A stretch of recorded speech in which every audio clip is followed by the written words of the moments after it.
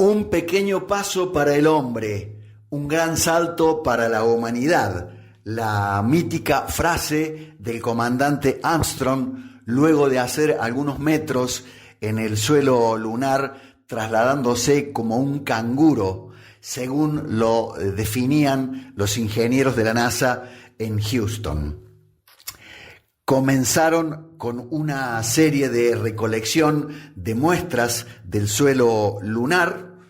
Bajó también Michael Collins, mientras que Aldrin quedó en la nave orbitando el espacio lunar.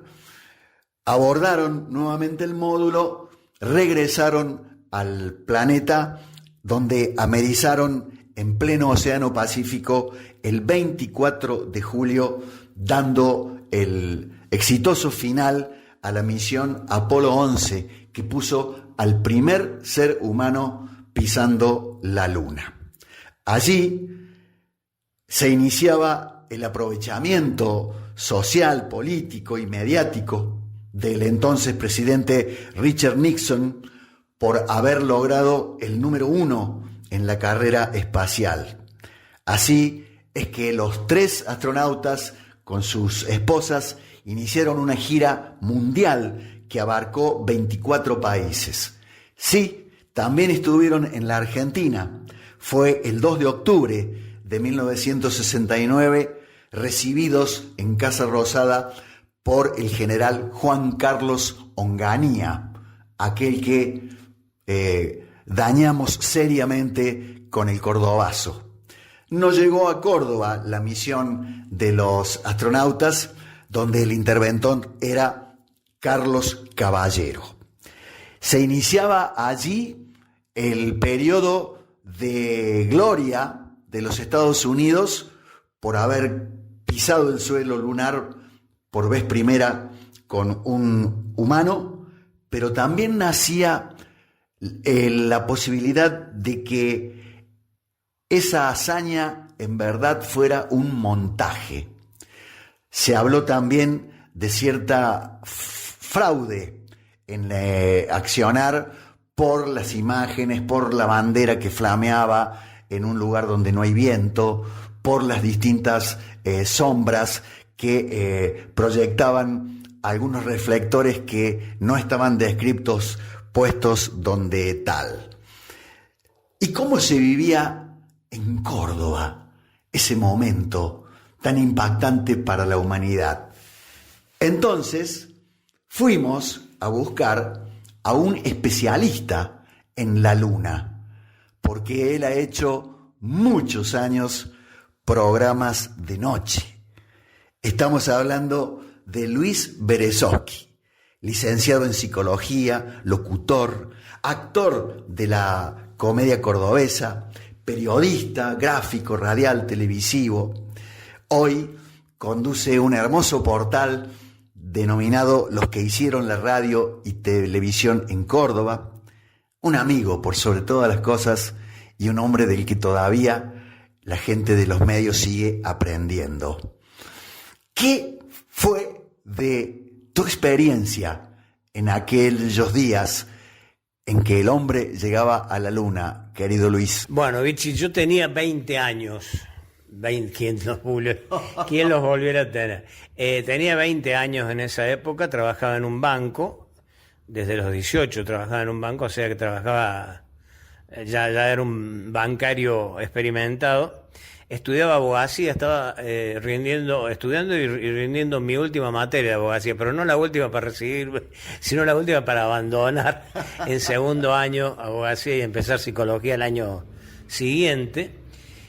Y como todo joven de 20 años, me metía en todos los despelotes que se producían, o sea, claro. El Cordobazo, el 29 de mayo del mismo año, y todas las huelgas que precedieron y fueron posteriores al Cordobazo, el nacimiento de Montoneros, todo lo que pasó en el 29 de mayo de 1969 como comienzo, digamos, de toda esta eclosión. ¿Época difícil para ser un estudiante universitario?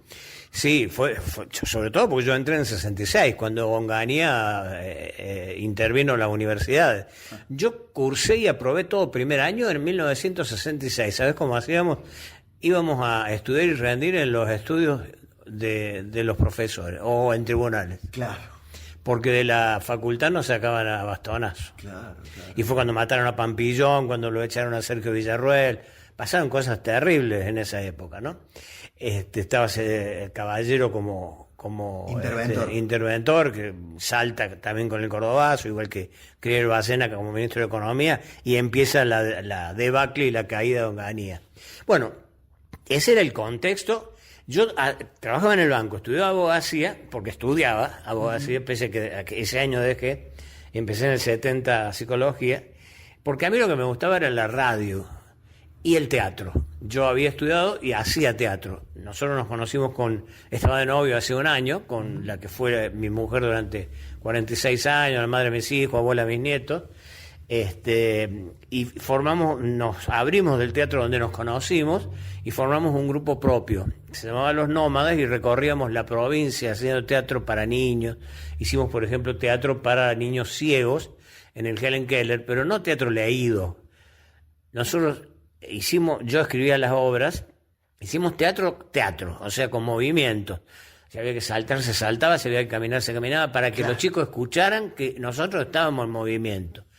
Era todo un trabajo, porque lo que no se veía y no se escuchaba había que decirlo con la palabra, ¿no? Reemplazarlo con los otros sentidos. Claro, y aparte de escribirlo, ahora vamos a hacer tal cosa, qué sé yo. Bueno, hicimos varias obras en ese año 69, en muchos establecimientos educativos de toda la provincia y también en el Helen Keller. O sea que hacía teatro, trabajaba en un banco, estaba estudiando abogacía y rendí, también cursaba y rendía.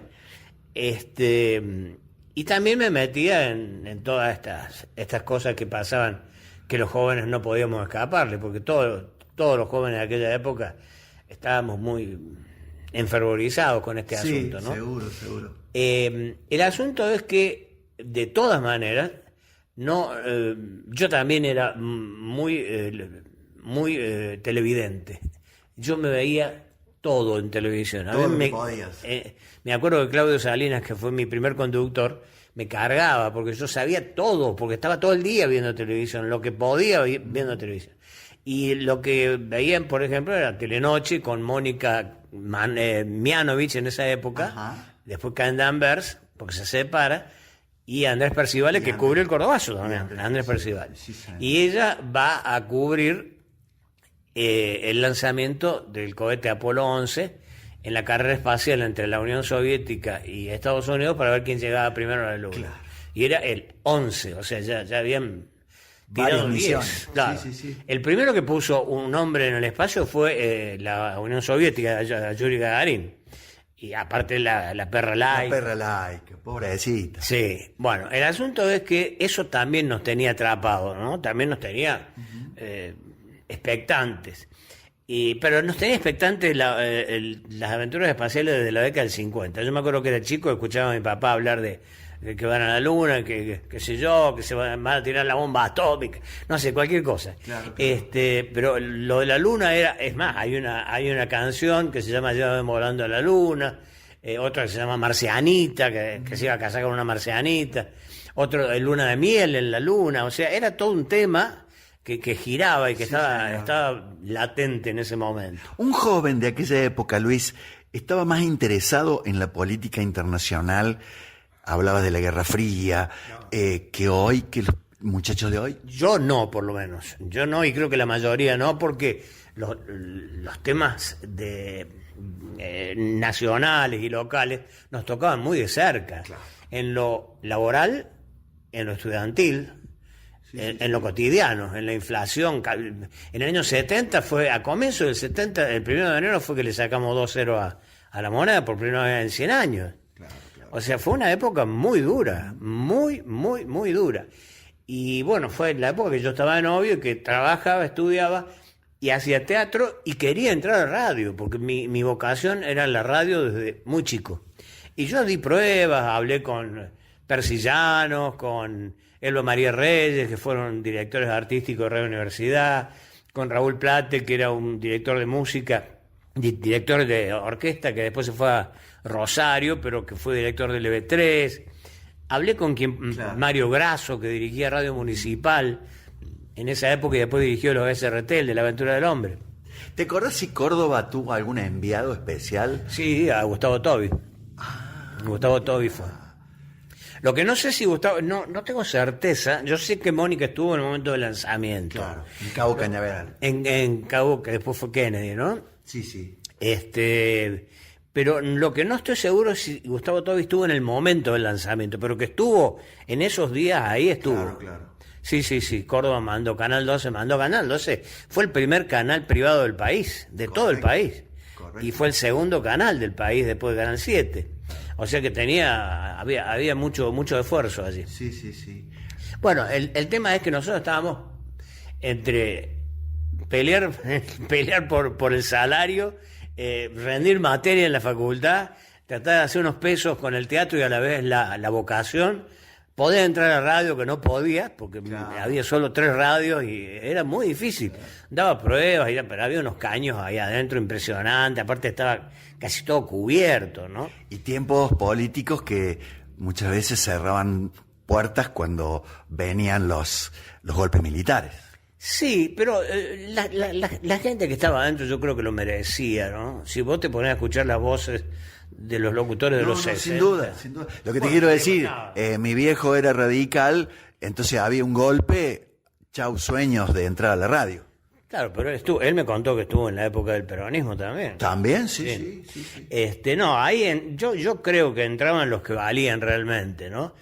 Siento que yo no estaba a la altura de los que estaban adentro. No estaba a la altura de un Claudio Salinas, un Oscar Luna, Persillano, no estaba. Qué voces, Dios mío. Impresionante, si vos te pones a hacer un recuento. Bueno, y lo de la Luna fue ahí muy cerca del Cordobazo, ¿no? Uno fue en mayo, el otro fue en julio. O sea que nos tenía un poco expectante.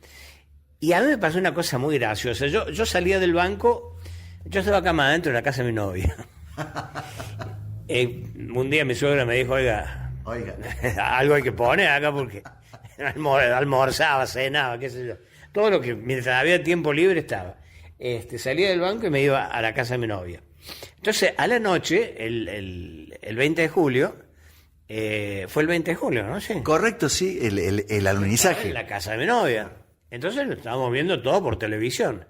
Pero a mí se me ocurrió, una cosa casi de chico, diría. Tenía 20 años, pero esa mentalidad con respecto a la Luna era una mentalidad de chico, casi romántica, ¿no? Claro. Vos sabés que me fui, todos la estaban viendo por televisión. Yo me fui al jardín porque quería mirar la Luna, a ver si podía ver algo en directo. No. Te lo juro. Yo en el momento en que se produce el alunizaje salí al jardín a mirar la Luna. Porque me parecía que en una de esas podía haber algo, algún movimiento, alguna cosa. Me ha hecho dar ganas de preguntarle a los oyentes qué hicieron en ese momento, si no estaban frente al televisor. Claro, yo me acuerdo toda la vida de eso, porque es una pavada, un papelón contarlo, pero yo no me avergüenzo, porque la verdad que tiene su toque de romanticismo, ¿no? Y de ingenuidad.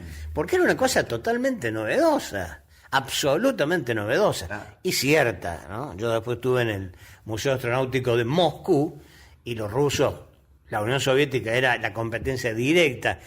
Ahí competían a ver quién llegaba primero, y sin embargo en el Museo Astronáutico de Moscú está una maqueta del Apolo 11 como en la Luna, como si estuviera alunizada, y hay una maqueta de Collins, con la que yo tengo una foto, que me saqué una foto con las dos cosas, con la bandera norteamericana. Y el Museo Astronáutico de Moscú es impresionante. Ellos le han dedicado una vida, ¿no? Una vida entera a eso, y ahí tienen una cantidad de astronautas que han volado casi tanto como los yanquis, ¿no? Seguro. Hace falta que lo vuelva a presentar, ¿verdad que no? Estamos con Luis Berezovsky, que nos ha atendido tan amablemente en su casa, poniendo en contexto aquella Córdoba, aquella Argentina y su vida en el momento en que el comandante Armstrong está por descender del módulo para pisar suelo lunar. ¿Qué pasó con la cuenta regresiva? ¿Qué decía la Iglesia? ¿Acaso era un pecado que el hombre pretendiera pisar nuestro satélite? ¿Fue verdaderamente una hazaña o, como hasta hoy se piensa, fue un montaje? Porque se necesitaban muchas manos arriba en el Senado y en el Congreso de Estados Unidos para conseguir más dinero en la carrera aeroespacial. ¿Y qué hizo Rusia? Y en Argentina, ¿quién gobernaba? ¿Vinieron a nuestro país estos muchachos? ¿Tuvo algún coletazo político, social, mediático, la gesta de la misión Apolo 11? En el próximo bloque de Sucesos en Contexto.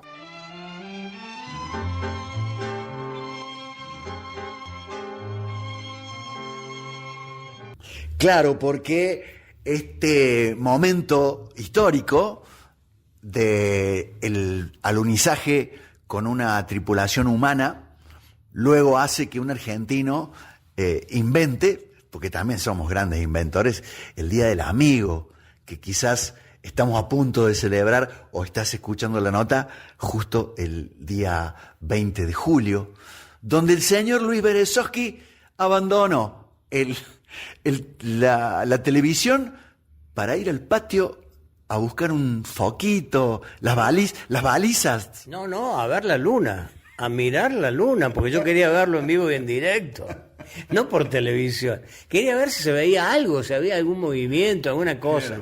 Una cosa de ¿Dónde estabas? Estaba en la casa de mi novia. Pero acá en Córdoba. Córdoba. Acá en Córdoba. ¿Te acordás si fue nublado? ¿Estaba estrellado? No, nublado no fue. Que yo me acuerdo, no, porque yo fui y miré la luna. Estaba clarita la luna. 20:32, hora argentina, 15:32, hora de... Claro, porque era julio. Era pleno invierno, sí. Claro. Estaba oscuro, eso sí me acuerdo. No sé tus creencias religiosas, pero ¿no habías escuchado, visto que esto era como una afrenta a los dogmas cristianos y católicos? No, vos sabés que no. Y eso que yo era un tipo más o menos informado, porque trataba de entrar a una radio. Pero claro, yo nunca fui religioso. Yo soy bautizado, hice lo que se llama el bar mitzvah, que es como la primera comunión judía, pero nunca practiqué la religión ni tengo ningún contacto con lo religioso. Este avance del hombre iba un poco por encima de la religión. Eso me hace acordar a Galileo, ¿no? A todo lo que la ciencia va descubriendo, la religión lo toma como pecado, ¿no? Porque es ir en contra de las leyes divinas. Es el poderío del hombre en contra de lo sobrenatural, ¿no? Claro. Y cuando lo viste a Armstrong saltando allí sobre el suelo lunar, ¿emoción, nostalgia, te dio absolutamente lo mismo? No, es que no, eso no recuerdo, pero me parece que emoción no. Un chico de 20 años no tiene ese tipo de... Me parece, no tiene ese tipo de emociones, tiene otras curiosidades. Aparte, a los 20 años, después de haber vivido desde la infancia, escuchando lo de la carrera aeroespacial, para mí era como haber llegado a la meta, o sea, era una cosa que en algún momento iba a ocurrir. Claro. Como llegar a Marte y como que en algún momento iban a ir a vivir gente allá, qué sé yo. Sí. Porque todo eso se pensaba, ¿no? Era como una cosa que estaba ya dentro determinado de los planes, que ocurriera. Claro, estaba dentro de los planes científicos de semejantes potencias que no iban a gastar dinero inútilmente.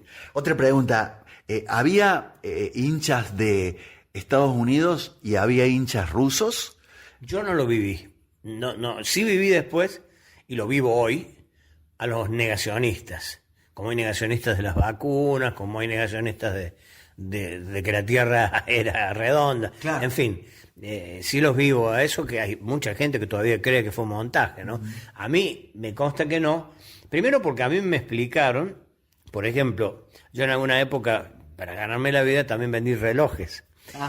Y vendía relojes, era en la época en que los relojes de cuarzo estaban muy de moda, porque antes los relojes eran a cuerda o automáticos. Sí, señor. Y de pronto aparecieron los de cuarzo.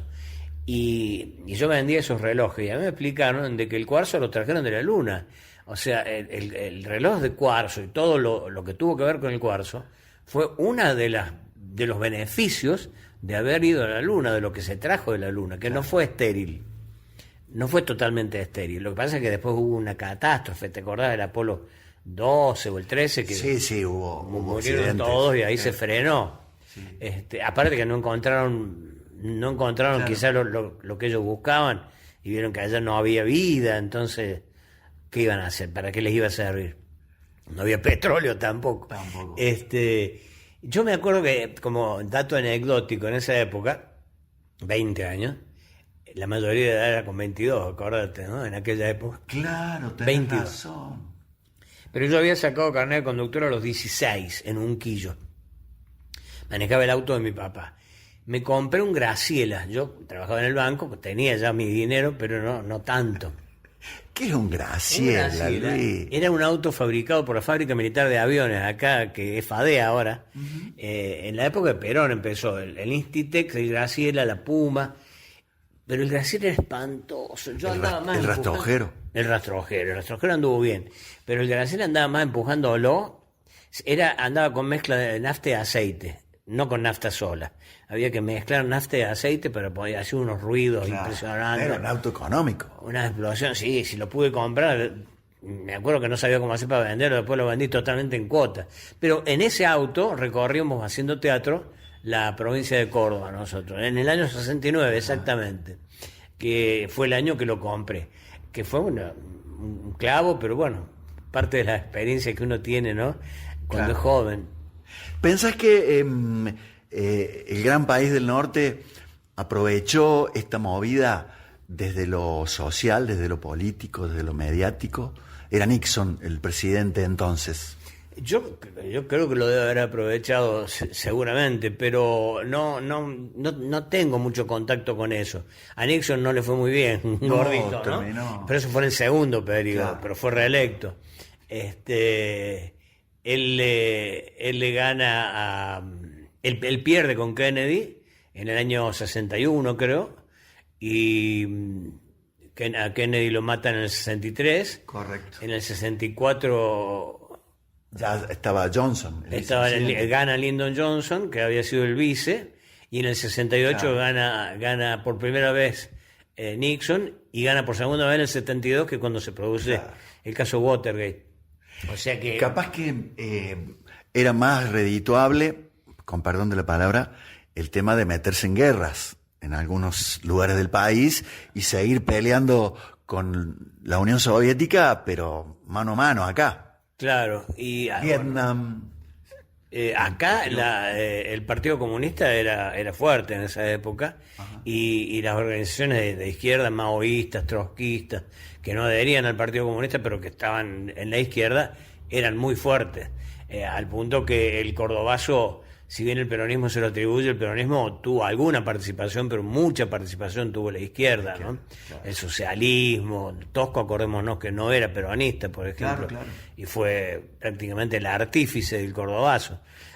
Por eso que la CGT en esa época, me acuerdo que estaba dividida en legalistas y ortodoxos. Los ortodoxos eran los peronistas de derecha, los peronistas así bien conservadores, y los legalistas se habían fusionado con los de izquierda, Atilio López, con Tosco, y otros, y bueno, había un enfrentamiento ahí sindical bastante poderoso, ¿no? Un par de cositas puntuales.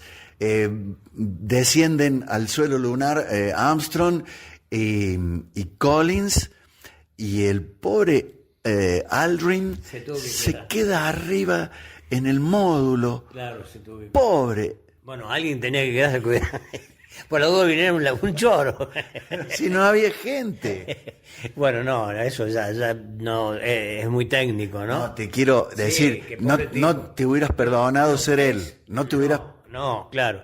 Yo hubiera saltado primero. Claro. Este, No me dejen afuera, pero no me dejen adentro.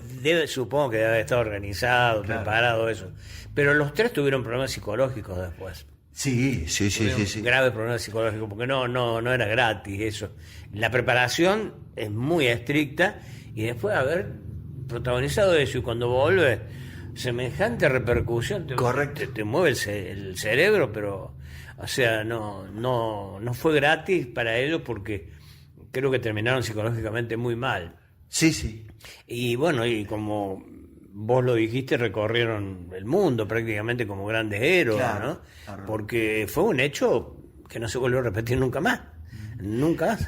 Luis, te debe haber tocado en tus años de conductor haber tenido que hacer el homenaje Claro. a esta gesta. Es más, tengo un disco, pero está totalmente en inglés, que es el diálogo entre Aldrin Y Houston. y Houston, Claro. y creo que hablaba Nixon también, pero todo en inglés, por supuesto, sí, ¿no? sí. Y está todo el disco completo, que lo supe pasar en la radio, no sé para qué, porque nadie entendía nada, pero como un homenaje. Y también, por supuesto, el Día del Amigo, que era odontólogo, este hombre que lo propuso. El argentino, sí. Argentino, y que no estaba muy contento porque no tuvo la repercusión que él esperaba, no tuvo la repercusión mundial que él esperaba. Yo escuché algunas quejas de él. Ajá.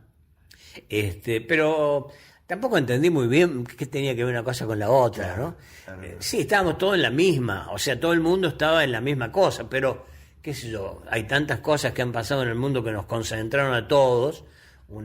Supongo que las Torres Gemelas también no deben haber tenido a todos Claro. concentrados en eso, y no por eso va a ser el Día del Amigo, ¿no?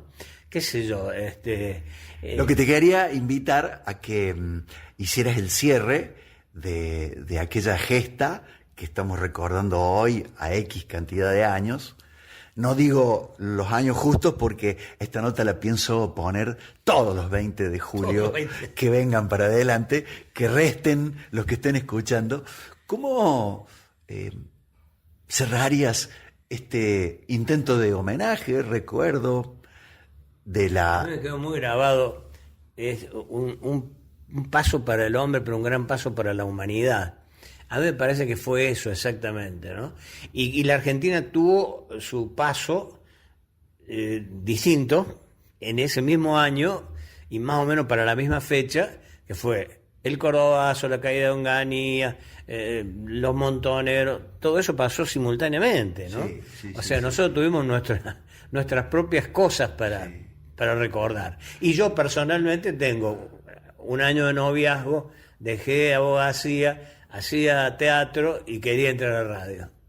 Es como que aquellos muchachos alunizaban y nosotros con nuestra realidad aterrizábamos. Sí, nosotros queríamos comer. Aunque te digo que no era tan grave la situación, porque el Cordobazo se produjo por los obreros mejor pagos de la República Argentina, ¿no? Seguramente. Y con un nivel sociointelectual. Un obrero de Fiat, de Kaiser, lo que es Renault hoy, era un señor, ¿no? Seguramente. Y de Luis Fuerza ni hablemos. Vamos a soñar que nos toca hacer juntos la llegada a Marte. Y va a bajar vos primero. Yo me voy a quedar esperando. Mira, vos me estás haciendo trampa, me vas a empujar y te vas a tirar vos primero. Me decís eso para engañarme. ¿Cuáles serían tus palabras hacia la central de Bosque Alegre que nos Miércoles. estamos conectados? Miércoles diría en vez de martes. No, qué sé yo, no. Esas son cosas que solamente le ocurren a minorías muy privilegiadas, ¿no? Sí.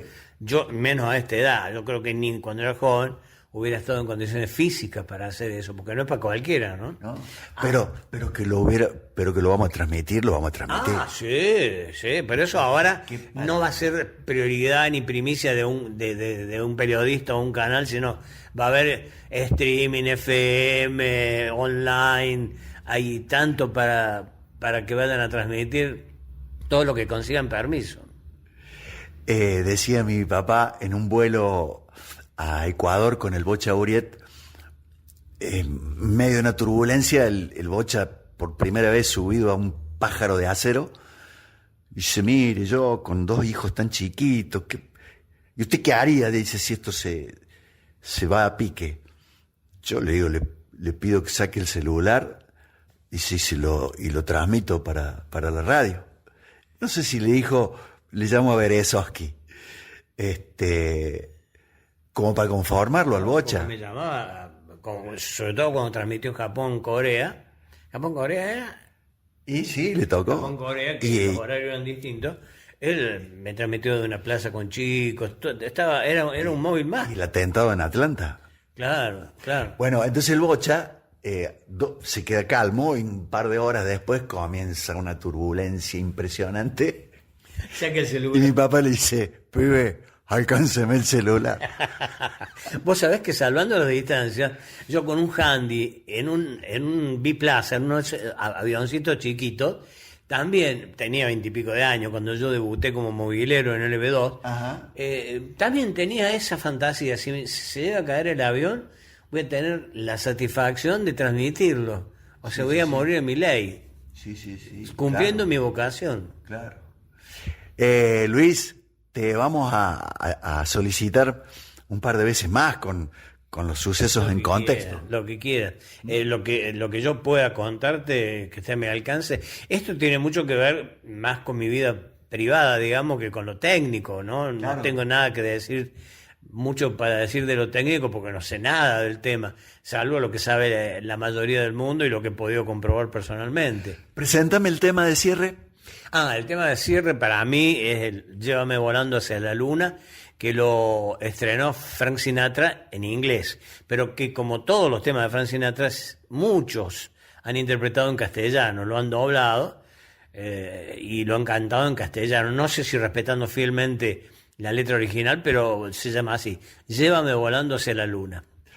Hoy acabo de dar un pequeño paso en mi carrera profesional, pero un gran salto para el amor por la profesión. Gracias, Luis. Gracias a vos, Vichy. Llévame a la luna a jugar con las estrellas.